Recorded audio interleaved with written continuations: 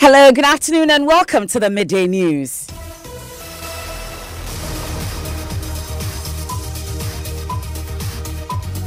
This bulletin is coming to you live from our studios here at Kokomlemle in Accra on digital address GA0993341 on Joy 99.7 FM. It's also live on Love 99.5 FM in Kumasi, affiliates across the country on ABN Radio in London and around the world at myjoyonline.com. The news is brought to you by Telesol 4G, just a touch. Coming up, minority in Parliament march to the police headquarters to meet the IGP in protest of assault on their colleague Ningo Prampram MP Sam George during the Ayawaso West Wogon by-election. I'm sorry to say that with your indulgence, our side of the house cannot be here to witness this swearing. We'll get live details after they boycotted swearing in of Ayawaso West Wogon MP Lydia Seyram Alasan. I, Lydia Seyram Alasan, do in the name of Almighty God swear. Do in the name of God, Almighty God swear. Details coming up. Also, meanwhile, there is a call to action. Government under increasing pressure to buy numerous civil society groups, both local and foreign, to investigate and prosecute persons behind Ayawaso by-election violence. The Ghana Bar Association is the latest, describing the situation as a threat to the rule of law.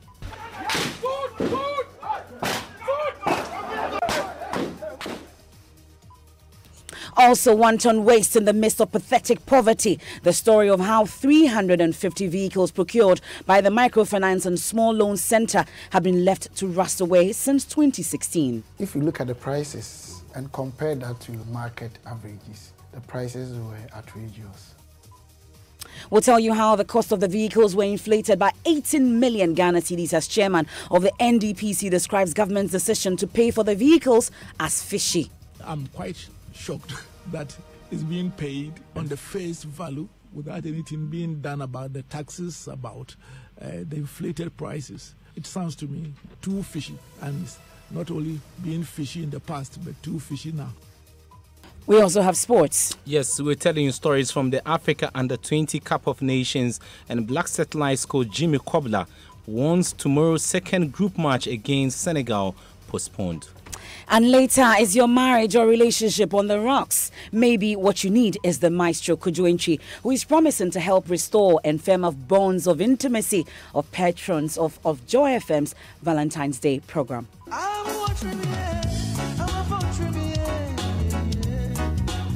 I'm planning something. I don't know what it's going to be, but I know it will be good. Something. So I want people to feel special. I want people to come and Baba Show Dumudi.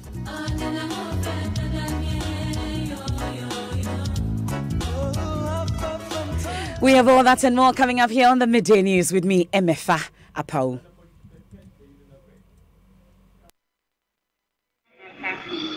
Do in the name of Almighty God swear. Do in the name of God, Almighty God swear. That I will bear true faith and allegiance to the Republic of Ghana as by law established. That I will bear true faith and allegiance to the Republic of Ghana as by law established. That I will uphold the sovereignty and integrity of Ghana. That I will uphold the sovereignty and integrity of Ghana. That's the newly elected MP for Ayawaso West Wogon, Lydia Seyram Alasan, being sworn into office a while ago in Parliament. But the minority did not stay for the ceremony as they walked out in protest of the assault during Thursday's by-election.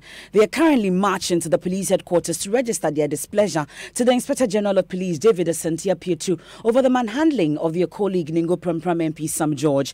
Minority Chief Whip Muntaka Mubarak told the House the move was in solidarity with citizens who were assaulted during the by-election. Joseph Opoku-Gakpo joins us live. Joseph, what's currently happening in Parliament? We are told that the minority are marching to the IGP. Precisely, the MPs have been working for well about 10 to 12 minutes now out of the House in the direction of the police headquarters here in Accra. Currently, they are in the Ridge Enclave, and they indicate that this is a march to protest the assault on some citizens of the country during that particular by-election, and also to draw the attention of the Inspector General of Police to the need to deal with the perpetrators of that particular act. So they say they'll be talking to him directly about what happened. Let me get a quick comment from Muntaka Mubarak. He is the minority chief whip. What exactly is this match? Almost 100 MPs, out there. What exactly are you seeking to achieve with this match? Well, I mean, as you know, this morning we came and on the other paper is there that our colleague or the lady was going to be sworn in. And we are seeing it as if government is not acting on all the videos and it's making it look like business as usual. Okay. Just coming to just swear in and then carry on. Which is wrong. So we thought that we needed to match to let the IGP know that, look, it's been 5 clear days. Now they are just swearing in here. Not a single person has been arrested. Okay. Nothing seems to be done. Yeah, I know investigation takes time, but at least with there's too many videos around, at least 1 or 2 people should have been arrested by now. So will you be meeting the IGP? Will you be getting to the police headquarters and be doing what exactly at the police headquarters? Well, have you pre-informed them that you are coming there in these huge numbers? In fact, the CID even called. They called Sam George, and he told them they will be coming there. And the decision is all of you will be there to meet the CID boss in these huge numbers. Yeah, we'll go. The large number we are going. Yes, Sam George with the few lawyers will see the CID. Take his statement, and then we try to see if we can get the IGP. That's Muntaka Mubarak, the minority chief whip in Parliament. So they are headed to the police headquarters as I speak to you. But Gakpo, just to clarify, was the IGP not in Parliament last Friday for questioning on the same matter? Exactly the case. The IGP was actually in Parliament for questioning on this particular matter. Let me just get the clarification. James Agaga is the minority spokesperson on Defense and Interior. Honorable Agaga, the IGP was in Parliament for questioning on this matter. Why has it become necessary that all you, the minority MPs, still march there in black to raise concerns about this particular? Your call has been put on hold.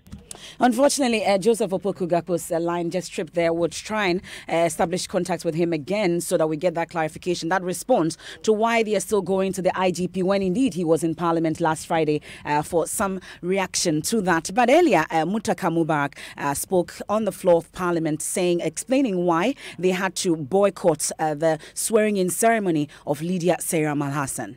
West Legon by-election.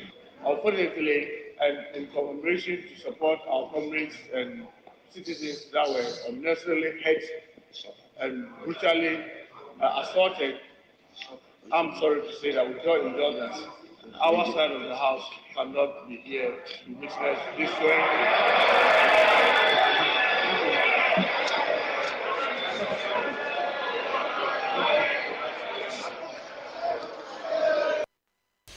And we can also hear from the majority's response on this matter.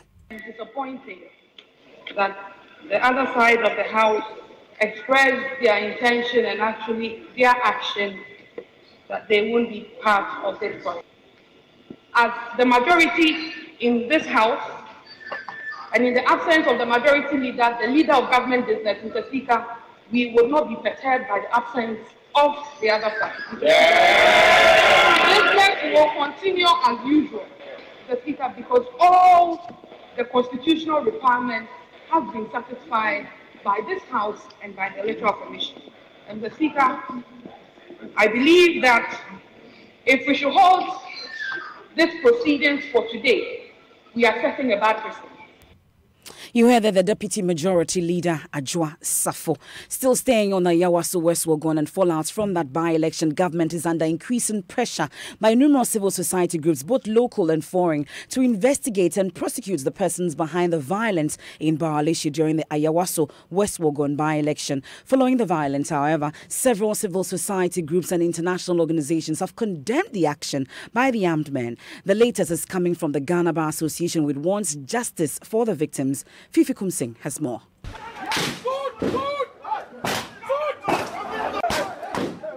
The instruction that shot Ghana's democratic credentials many years back. The men hooded, fully armed in the buckets of the vehicles that we saw, they are not guards for the MPs. They were for the special assignment on the intelligence you spoke about, right? Absolutely. That's the Minister of State in charge of national security, Brian Echampong, admitting that he deployed the men who rained terror on Baalishe.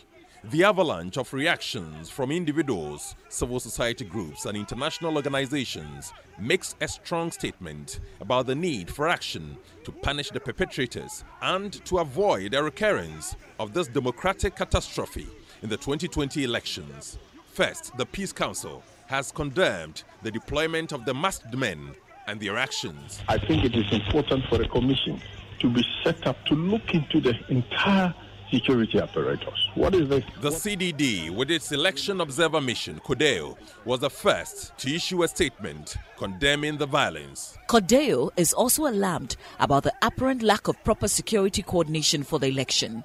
The observers noted several instances of heavy and intimidating security presence at most polling stations observed. In a statement, the UNDP said Ghana must not bask in its old glories of a stable democracy. We strongly condemn such impunity and brazen acts of violence which undermine Ghana's hard-earned democracy and peace. Ghana, as a pillar of stability in the sub-region, must not become complacent. We call on all to avoid violence and the use of inflammatory language that could further increase tensions. But when hoodlums and scoundrels engage in serious crimes, the police must act. But when the perpetrators of these crimes have political connections, the hands of the police are tied. And the NCCE finds this worrying. We want to see a police force that is empowered psychologically to speak up without fear of favor, so that the right things are done. But if you look at the political intrusion and the perceived partisan tainting of the Ghana police force, then you see that people are afraid to speak. The latest condemnation is coming from the Ghana Bar Association, which says it finds it most alarming and shameful that people should sustain gunshot wounds and others, including a member of Ghana's legislative arm of government, be assaulted by persons, some of whom were masked, and hereby condemn in no uncertain terms the actions of the perpetrators. But the narrative must not end at the condemnation of the action. The law must take its course. Justice must be served, and the police must lead this campaign for justice. Now, Africa Center for the Study of Violence and Reconciliation is demanding that government depoliticizes resolution of electoral-related violence. The center says relevant state institutions must be allowed to lead the charge to resolve disagreements between political parties arising out of an electoral process. Advocacy Program Manager of the center, Anna Moyo, spoke to Joy News on the sidelines of an African Union dialogue in Addis Ababa, Ethiopia. People would have tried more peaceful ways of voicing out their grievances and their concerns and their exclusion, but they would not have been heard by the political parties or by the people who are in power. So how then do you address it? It's very important that we depoliticize democratic processes. Actually, we ensure that issues of dealing with addressing some of the unresolved issues of the past do not become part and parcel of a political agenda. So you hear there Anna Moyo. She's with the Center for the Study of Violence and Reconciliation. And moments ago, we've just received a statement also from Mr. Totobi Kwache, an open letter to the President. My colleague Kwete Nate has a copy of it and joins us in the studio. What does it say, Kwete? Okay, Mefa, he says that the event at Ayawaso West Wogon mark a notable escalation in the political thuggery, and that has fast becoming a staple of our politics. And because they were perpetrated in the name of the state and with the implementation of its defense, he wants the presidency to investigate the issue. Okay, and that's portions of that statement from former National Security Minister Kofi Totobi Kwache. We'll definitely get details later on in our subsequent bulletins. But away from Ayawaso West Wogon by-elections and the fallout of that thuggery there, it's a case of wanton waste in the midst of pathetic poverty.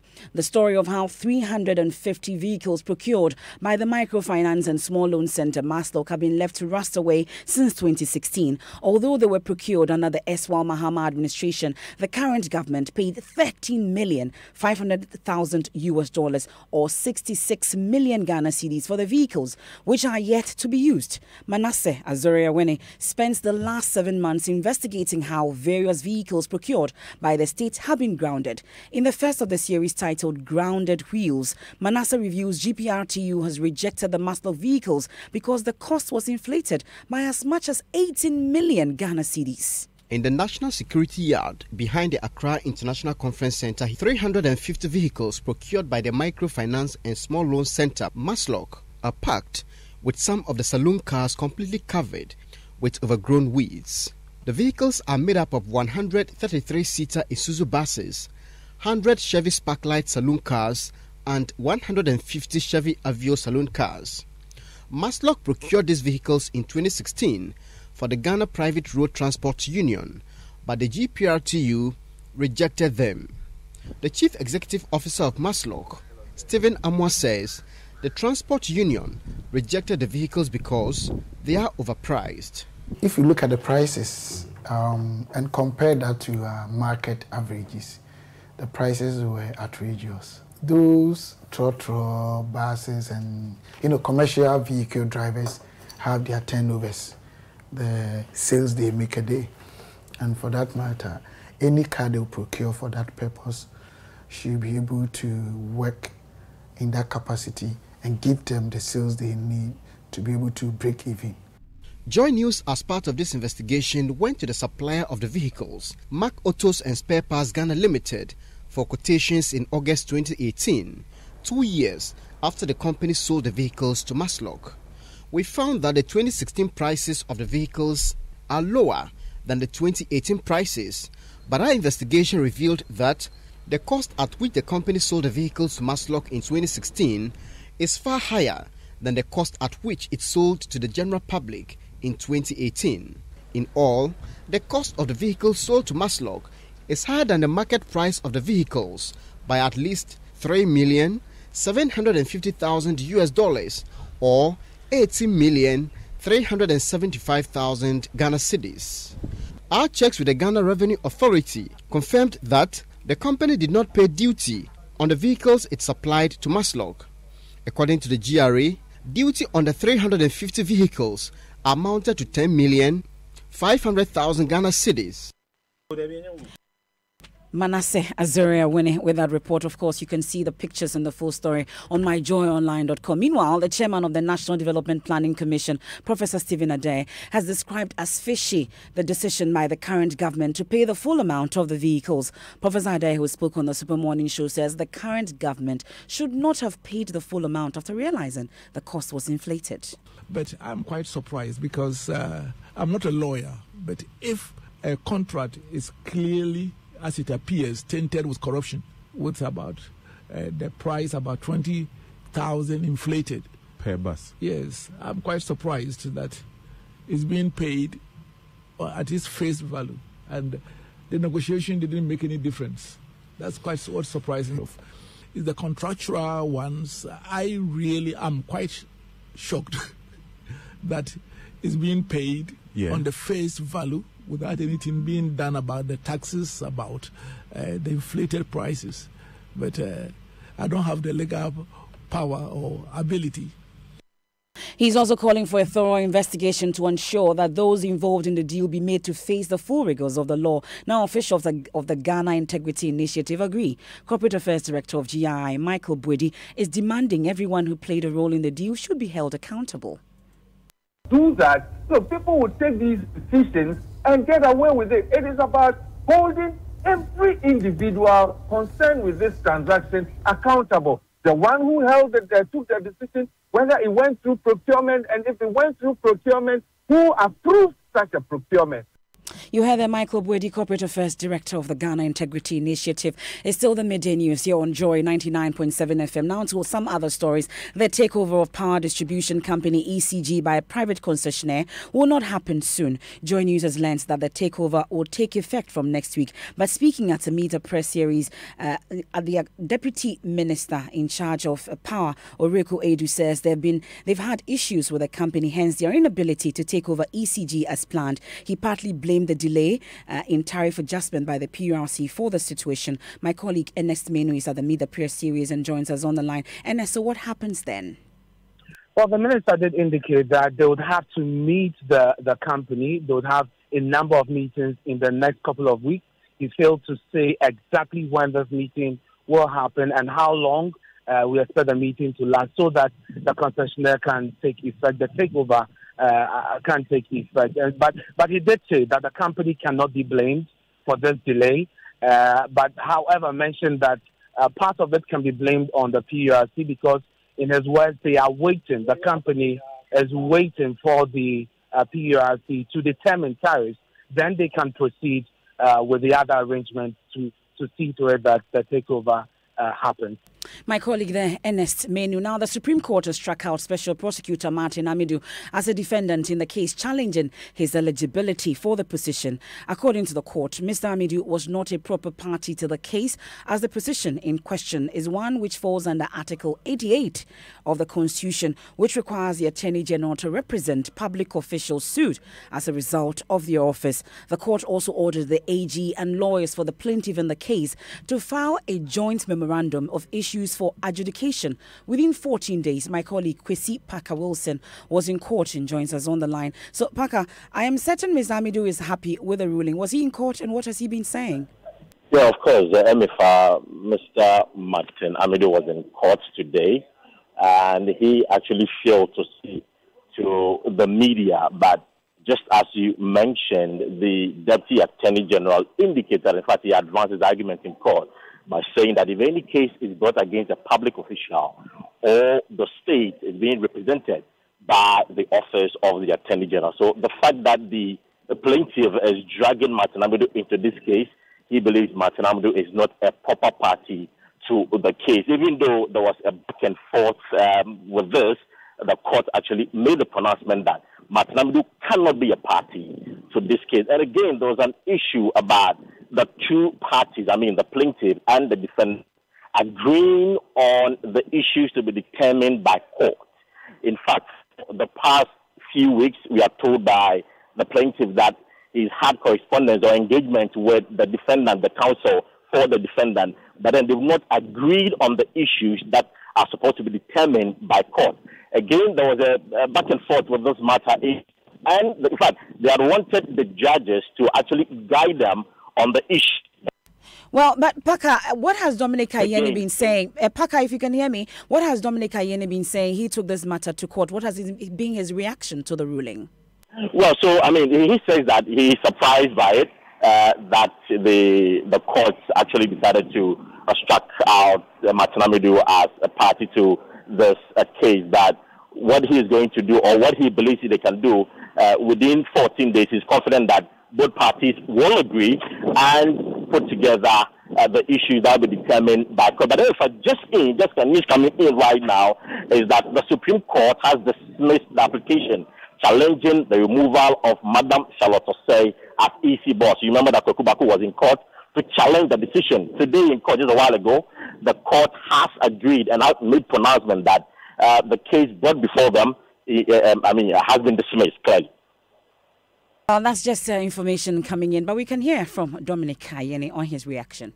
The court's decision today is a bit surprising to me because we joined Martin Amidu because we noted that he was integral to the processes leading to the institution of the action. The reason is simply because he was the one who was nominated and we were challenging his eligibility. The fact that he was elected, he was nominated and vetted by Parliament and appointed by the President is at the heart of this action that we took. And therefore, I wanted to, let me give one example. For instance, if the President had nominated someone of, say, 57 years of age, there would have been no constitutional issue. You heard the former Deputy Attorney General Dominic Ayeni. This is the Midday News on Joy 99.7 FM. Stories you've missed so far. Minority in Parliament are marching to the police headquarters to meet the IGP in protest of assault on their colleague Ningo Pram MP Sam George. That was after they boycotted the swearing-in of Ayawaso West Wogon MP Lydia Seyram Alhassan. When we return from the break later, is your marriage or relationship on the rocks? Maybe what you need is the maestro Kojuentri, who is promising to help restore and firmer bonds of intimacy of patrons of Joy FM's Valentine's Day program. I'm a trivia, I'm a trivia. I'm planning something. I don't know what it's going to be, but I know it will be good. So I want people to feel special. I want people to come and Baba Show Dumudi.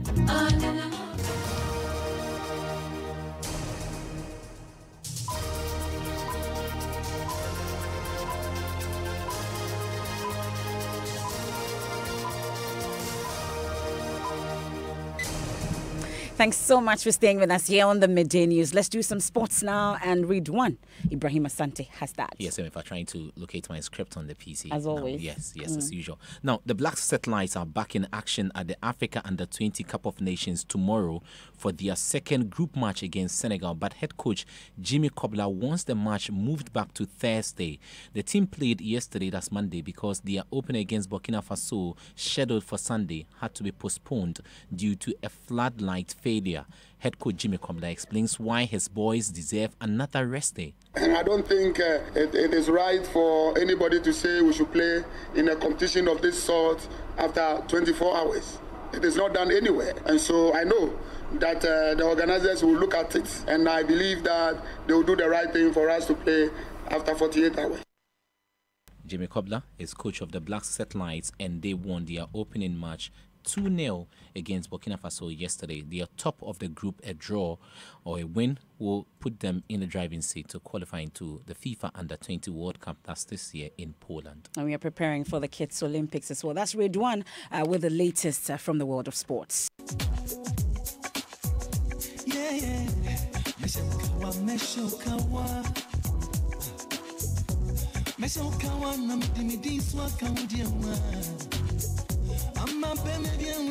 Yeah. He's the man, Kojo Enchi, the music man, will on February 14 sing that lovely song you request for your partner at the Kempinski Hotel. It's all contained in the Valentine package that what your superstation Joy FM 99.7 FM is offering you with the event. That's the Love Ride. This extravagant, celebrity-filled Valentine's Day dinner is set to keep you and your partner glued and intimate throughout the night. And of course, for the rest of the year, I can assure you. What else will the maestro be doing for you on that day? We'll soon hear from him. But first, what is your favorite Kojo Enchi song?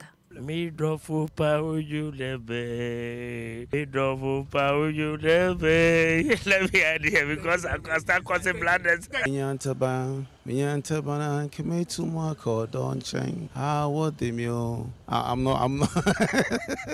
Dianu mai. Beji mi lete ko ma odo. Dianu mai. Beji mi lete. Afra front. Can you help me? Afra Franta, yeah. Oh, then I hope I just dream me, yeah. So that is what I can say for now. And that's your version. Now listen to the original. He's been speaking on the AM show. 14th of February, I believe all the love songs I've written made for that beautiful night, and I have a feeling we're good. I've been to the place twice, thinking of what am I going to do now, and I'm still working. I believe I like to have a whole lot of surprises. I'm planning something. I don't know what it's going to be, but I know there will be good. something. Definitely. So I want people to feel special. I want people to come and Baba Show Dumudi.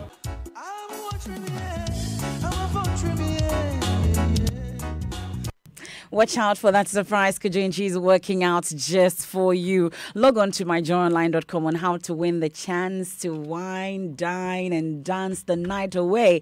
That was a rhyme. But you can come to the front desk of Joy FM to pick up your ticket. It's 800 Ghana cedis. Now, that's just peanuts for you and your lover. For all that is done for you, you need to give them a treat on Valentine's Day at the Kempinski Hotel. We know that you couples are getting ready for that. And that's it for the Midday News here on Joy 99.7 FM. Our top stories: minority in Parliament are marching to the police headquarters to meet the IGP in protest of assault on their colleague Lingo Prampram MP. That's after they boycotted the swearing in of Ayawaso West Wogon MP Lydia Seyram Al-Hassan. I leave you to serenade with Kojo Enchi. I am Memefa Apau. There's more news when you log on to myjoyonline.com. Thanks so much for your company.